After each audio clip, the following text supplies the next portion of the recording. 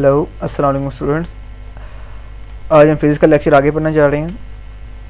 हमने पीछे पढ़ा मेजरिंग इंस्ट्रूमेंट्स। उसमें हमने फर्स्ट में देखा था द मीटर रोड, फिर हमने देखा था मेजरिंग टेप जो किसी चीज़ की पैमाइश वगैरह कर सके। ठीक है, आज हम चलते हैं आगे, हम नेक्स्ट टॉपिक की तरफ चलते हैं अपने वर्नियर कैलिपर। ये भी एक मेजरिंग इंस्ट्रूमेंट है, इससे भी हम लेंथ मेजर वगैरह कर सकते हैं किसी भी चीज़ वगैरह की।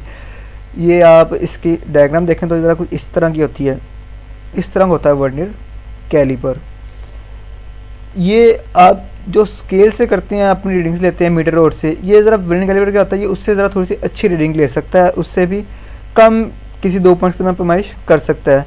क्योंकि इसका असल में ये देखें, आगे चलते हैं हम लीस्ट काउंट की तरफ। लीस्ट काउंट क्या होता है, जो स्मॉलेस्ट रीडिंग, जो मैंने आपको पीछे बताया था कि जो भी इंस्ट्रूमेंट अपनी सबसे स्मॉलेस्ट रीडिंग जो कैलकुलेट कर सकता है, अपनी सबसे स्मॉलेस्ट रीडिंग, उसका हम कहते हैं उसका least count. It is the smallest reading date can be taken. किसी भी इंस्ट्रूमेंट से आप स्मॉलेस्ट से स्मॉलेस्ट रीडिंग ले सके, जो उसका क्या होता है लीस्ट काउंट। ये वर्नियर कैलिपर करते हैं, वर्नियर कैलिपर लीस्ट काउंट होगा। अच्छा, लीस्ट काउंट निकालते कैसे हैं, ज़रा ये देख लें। Smallest reading on main scale, main scale की आप रीडिंग देख लें, इधर देखें, आप पीछे चलते हैं। ये जो सा ये है ना, इसका ये है मेन स्केल, ये मेन स्केल है, और इसको डिवाइड कर दें आप number of division on vernier scale, इसका वर्नियर स्केल, तो ये इसका वर्नियर स्केल है। ये देखें, ये मूव कर सकता है। इसको हमने असल में देखना प्रैक्टिकल्स में, हम इसकी ये वर्क कैसे करता है, हम इसका सारे का सारा ये हमारा प्रैक्टिकल्स होते हैं, तो हम ये उसमें देखेंगे अपना। इसका आपने जो मेन याद रखना है वो उसकी डेफिनेशन लीस्ट काउंट की, ठीक है। और इसका लीस्ट, अच्छा, इसको आपने 1, इसका मेन स्केल रीडिंग 1 होती है, और नंबर ऑफ डिवीजन इसके ऊपर होती हैं 10, 0 से लेकर 9 तक होती हैं। वो आप 1 को 10 पर डिवाइड करते हैं, आपके पास क्या आ जाएगा 0.1 मिलीमीटर। यहाँ तो उसका लीस्ट काउंट है 0.1 मिलीमीटर, और अगर आप इसको सेंटीमीटर में कन्वर्ट करते हैं तो वो ये आ जाता है। ये दोनों आपस में बराबर हैं, तो आपने इसका मिलीमीटर में भी याद रखना, उसका सेंटीमीटर में भी याद रखना। ये बहुत इंपॉर्टेंट है, ये आपको पेपर में लाजमी इसका एक एमसीक्यू आ जाता है। वो आपने यहाँ से सेंटीमीटर में पूछ लेगा least count of vernier calliper, यहाँ पर उसको मिलीमीटर में पूछ लेगा, तो आपने इसको याद रखना जिस तरह यहाँ पे लिखा हुआ है, ठीक है। इसी तरह हम आगे चलते हैं। स्क्रू गेज, स्क्रू गेज भी ये भी एक मेजरिंग इंस्ट्रूमेंट है, इसे भी हम मेजरिंग करते हैं, लेकिन ये वर्नियर कैलिपर से ज़रा बेहतर है। ये इसकी डायग्राम आगे साथ, ठीक है। तो ये इसका जो वर्नियर कैलिपर से इसलिए बेहतर है क्योंकि इसका लीस्ट काउंट उससे भी अच्छी रीडिंग कैलकुलेट कर सकता है। तो इसमें भी बिल्कुल वैसे ही हम देखेंगे लीस्ट काउंट इसका, और लीस्ट काउंट के साथ हम देखेंगे इसके लीस्ट काउंट में क्या है, इट इज स्मॉलेस्ट रीडिंग, वो भी डेफिनेशन वही होगी, date can be taken using a screw gauge and it's least count. इसमें होती है पिच, होती है पिच इसकी 1 मिलीमीटर है, और नंबर ऑफ डिवीजन उसमें कितनी थी, उसमें नंबर ऑफ डिवीजन थी 10। वर्नियर स्केल में कितनी थी, ये देखें यहाँ पे, इसमें वर्नियर स्केल में कितनी है 10 है नंबर ऑफ डिवीजन, लेकिन इसमें कितनी है, इसमें नंबर ऑफ डिवीजन है 100, ठीक है। तो 1 को अगर 100 डिवाइड करें तो क्या आ जाएगा 0.01 मिलीमीटर, यहाँ पे 0.001 सेंटीमीटर। तो ये भी आपने बिल्कुल याद रखनी है, इसको भी आपने जिस तरह यहाँ पे लिखा हुआ आपने इसको बिल्कुल इसी तरह याद करना है, ठीक है। आगे हम चलते हैं, ये क्योंकि हमारे प्रैक्टिकल्स हैं तो इसलिए हम इनकी वर्किंग वगैरह सारी हम प्रैक्टिकल्स करेंगे अपने, ठीक है। आगे चलते हैं। मास इंस्ट्रूमेंट्स देखें, आ गया मास इंस्ट्रूमेंट। जो हम चीज़ें पहले हम पढ़ रहे थे मेजरिंग इंस्ट्रूमेंट्स पढ़ रहे थे, अब हम पढ़ने लगे मास मेजरिंग इंस्ट्रूमेंट्स। कि जो चीज़ें जो भी इंस्ट्रूमेंट्स मास वगैरह को मेजर करते हैं उसको मास मेजरिंग इंस्ट्रूमेंट्स कहते हैं। अब देखें, फर्स्ट में तो आगे होता है ports were used to measuring grain in various part of the world in ancient times. However, the balance were also in use by Greek and Romans. वो कह रहा है कि आप शुरू में आपको पता है कि पोर्ट्स यूज़ होती थी, इसकी आपको मैं एग्जांपल में मिसाल में दिखाता हूँ। ये देखें ज़रा, ये है पोर्ट्स। शुरू में हम याद होगा आपको, ये चीज़ें यूज़ करते थे, तराजू जिसको हम कहते हैं, ये ग्रीक भी यूज़ करते रहे और रोमन्स भी यूज़ करते रहे हैं, अभी भी कई जगह पर इस्तेमाल होता है। अभी बीम बैलेंस्ड इसको कहते हैं हम, ठीक है, बीम बैलेंस्ड और still in use eight many places वगैरह, अभी भी ये कई जगह पे यूज होता है। In a beam balance the unknown mass is placed in one pan. अब देखें इसमें क्या होगा, एक के ऊपर हम क्या रखेंगे जिसका हमें मास मालूम नहीं है। देखें यहाँ पे हम क्या रखेंगे, हम जिसका हम, जैसे कि आपने सेब लेने गए हैं बाजार से, तो उस सेब वाले को उसका मास मालूम नहीं है, तो सेब सारे के सारे यहाँ पे रख देगा जितने भी हैं, ठीक है। ये अननोन मास है उसका, जिसका उसने मास कैलकुलेट करना है, वो 1 पाउंड पे रख दिया उसने। और दूसरे पल्ले में क्या रखा, जो आपने जितने लेना है, अगर किलो लेना है तो यहाँ पे वो किलो का बटा रखता है, आप देखा होगा आपने। तो यहाँ पे एक नॉन मास होता है जिसको वो जानते हैं हम, और यहाँ पे अननोन मास होता है। तो जब ये दोनों इक्वलिटी के ऊपर आ जाती हैं तो अब हम क्या कहते हैं कि वो ये जो सेब हैं ये कितने हो गए हैं, 1 किलो हो गए हैं। तो इसको ज़रा यहाँ से देखें, the unknown mass is placed in one point and it is balanced by putting unknown by putting known masses in the other pan. देखिए यहाँ पे आपने अननोन मास रखा और यहाँ पे आपने नोन मास रखा इस पैन में, इस पल्ले में आपने। Today people used many types of mechanical and electronic balances. आपने देखे होंगे दुकानों के ऊपर mechanical electronic balances. You might have seen electrical balances in sweet and grocery shops पे आपने देखे होंगे।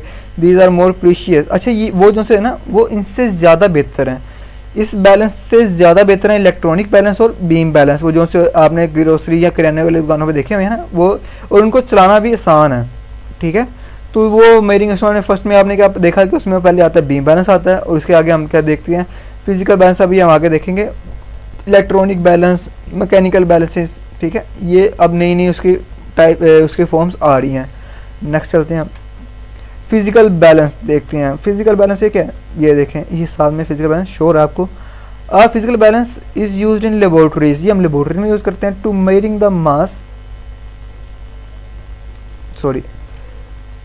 The mass of various objects by comparison. It is consist of a beam resisting the centre of a fulcrum. इसमें यहाँ पे देखेंगे fulcrum होता है, ठीक, ये एक इसकी बीम होती है, ठीक है। यहाँ पे ये इसका फुलक्रम होता है। जब ये फुलक्रम 0 पे आ जाता है तो मीन्स कि जो मास यहाँ पे है रखा हुआ आपने, ठीक है, और जो मास आपने यहाँ प्लेस किया हुआ है वो दोनों क्या हैं, बराबर, ठीक है। ये असल में ये ज़्यादातर आपने देखा होगा, ये ना ज्वेलर्स जो होते हैं वो यूज़ करते हैं इसको, क्योंकि उन्होंने बिल्कुल उनका जो भी छोटे से छोटे ज़रात का भी उन्होंने मास लेना होता है, ठीक है। ज़रात का सॉरी, छोटी से छोटी चीज़ का भी उन्होंने मास लेना है क्योंकि उसकी कीमत ज़्यादा होती है। तो वो इसको इसलिए फिजिकल बैलेंसेस को यूज़ करते हैं ताकि उसके वो उनकी कोई भी गलती की गुंजाइश ना रहे। तो फिजिकल बैलेंस इसलिए यूज़ होता है, ये लेबोरेटरीज वगैरह में भी यूज़ होता है और साथ में कई ऑब्जेक्ट्स की कंपेरिजन के लिए। और इसमें एक बीम रेजिस्टिंग होती है और साथ में इसके अंदर सेंटर में क्या होता है, फुलक्रम होता है, ठीक है। नेक्स्ट चलते हैं, लीवर बैलेंस। लीवर बैलेंस बिल्कुल इस तरह की है, ये देखें, नीचे आपको दिखाता हूँ, ये देखें, ये है lever balance. A lever balance consist of a system of levers. ये लीवर्स होते हैं इसमें, देखो ना, ये लीवर्स हैं। When lever is lifted up placed objects in one pan and standard masses on the other pan, the pointer on the lever system moves. ये जो सा ये पॉइंटर है, ये जो पॉइंटर है ये राइज करना शुरू कर देगा, ये वाला, ठीक है। तो जब ये पॉइंट भी किस पे आ जाएगा, 0 पे आ जाएगा, तो मीन्स क्या हो जाएगा, स्टैंडर्ड मासेस इक्वल हो चुके हैं। जहाँ पे आपका नॉन मास है और यहाँ पे आपका अननोन मास है। देखें, बात वही चल रही है जो हमने बीम बैलेंस में यूज़ की है। उसके आगे जितनी भी उसकी फॉर्म है वो कब होंगी, जब उनका फुलक्रम या फिर उनका जो भी लीवर वगैरह वो 0 पे चला जाएगा। तो इनको आपने याद रखना, जिस तरह मैंने यहाँ पे लिखा हुआ, बुक में भी आप ढूंढ के यहाँ से इस तरह निशान लगा लीजिएगा। जितना जितना मैंने यहाँ पे लिखा हुआ आपने उतना उतना ही याद करना है, ठीक है। इसलिए मैंने लिखा ही उतना उतना है ताकि आपको प्रॉब्लम ना हो। बुक में से अगर आपने देखना, बुक में से देख लिया। अगर यहाँ से आप चाहते हैं स्क्रीनशॉट कर लेना तो यहाँ से स्क्रीनशॉट लेके कर सकते हैं। आगे हम चलते हैं स्टॉप वॉच की तरफ। ये आपको पता है इंस्ट्रूमेंट है, मेजरिंग इंस्ट्रूमेंट है। ये किसका किस चीज़ के लिए होता है, टाइम मेजर करने के लिए। देखिए, हम पर मेजरिंग इंस्ट्रूमेंट्स ही रहे हैं, वो लेंथ हो, पीछे हमने देखा मीटर रोड में लेंथ देखी हमने, स्टॉप वॉच में भी हमने क्या देखी, लेंथ देखी, ठीक है। उसके बाद हमने मास मेजरिंग इंस्ट्रूमेंट में क्या देखे, बीम बैलेंसिंग देखे, बीम बैलेंस देखा उसके अंदर हमने मास मेजरिंग इंस्ट्रूमेंट्स में, और फिजिकल बैलेंस और लीवर बैलेंस देखा। अब हम किसकी टाइम की बात करें, उसमें हम क्या देखेंगे, स्टॉप वॉच। उसमें हम क्या देखेंगे, stop watch. A stopwatch is used to measure the time interval of an event। किसी भी इवेंट, दो कोई इवेंट पॉइंट्स जो कोई लम्हे हैं उनके दरमियान का कोई भी आपने इवेंट का टाइम देखना है तो उसके लिए आप स्टॉप वॉच यूज़ करती हैं। There are 2 types of stopwatch. 2 types हैं स्टॉप वॉच की, वो मैं आपको दिखा देता हूँ। पहली टाइप तो ये देखें ना आप, मैकेनिकल स्टॉप वॉच। मैकेनिकल, ये मैकेनिकल स्टॉप वॉच है। और इसकी जो mechanical stopwatch can measuring a time intervals up to minimum 0.1 second. इसका लिस्ट फॉर्म मीन्स क्या होगा, मैकेनिकल का 0.1 सेकेंड होगा। फिर ये इतनी, इससे कम की ये टाइमिंग मेजरमेंट नहीं कर सकती।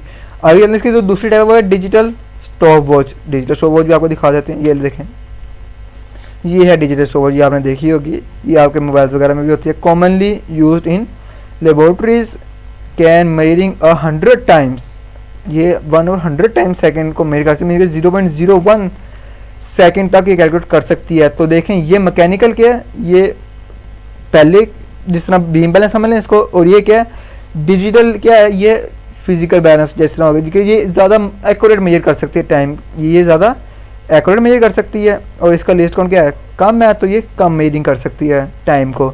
तो इसलिए डिजिटल स्टॉपवॉच को बेस्ट समझा जाता है किसी भी टाइमिंग मेजरमेंट के लिए। तो ये हमने स्टॉपवॉच देख ली, आगे चलते हैं हम।